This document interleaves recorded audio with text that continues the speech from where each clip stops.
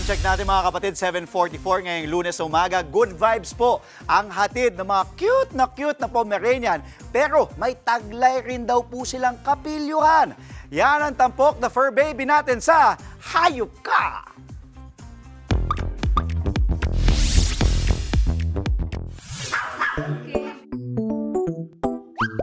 Cute at napakaliit. Pero huwag magpalinlang sa nakakagigil na mga Pomeranian. Ikaw, kung pa mabait to, ikaw Tulad na lang ng mga alaga ni Angelica at Sean.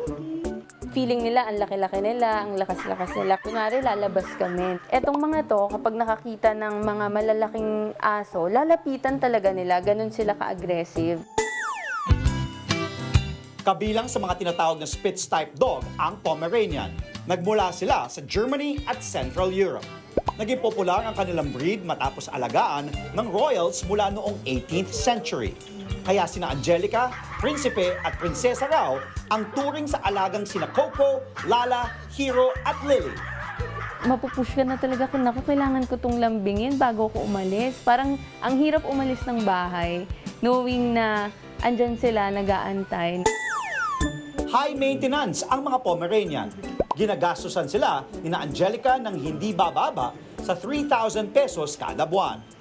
Unang-una, lagi silang pinapag-groom, lagi silang kailangang susuklayin mo sila, talagang i-maintain mo yung ganda ng balahibo nila. Kasi once magbuhol yan, masalo kang mahihirapan. Kailangan at least siguro mga once a week, ilalabas mo sila, magkakaroon kayo ng quality time together. Hindi sa lahat ng oras, maganda ang itsura ng Pomeranian. Dahil sa kanilang ikatlo hanggang ika-4 na buwan, dumaranas sila ng tinatawag na monkey stage. The other term, ugly stage sila. So, technically pangit sila doon kasi naglalagas lahat ng fur nila. Hindi naman totally lahat, pero yung mga baby fur nila nung pinanganak sila, yun yung time na sineshed nila yun para maging adult fur na. Hindi para sa lahat ang pag-aalaga ng Pomeranians. I won't recommend pag-aalaga ng pom sa mga may hika, mga may sakit na bata or matatanda. Kasi, ayan, makikita nyo naman yung sobrang fluffy nila, yung fur nila sobrang bilis maglagas. Ngayon, hindi na lang sa kanilang pamilya naghahatid ng saya ang mga fur babies ni na Angelica, kundi pati sa kanilang mga followers sa social media.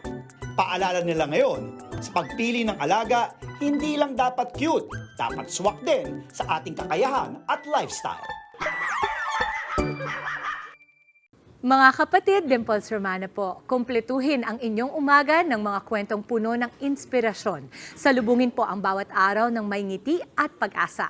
Kaya't mag-subscribe na po at mag-follow na sa aming social media pages ng News 5.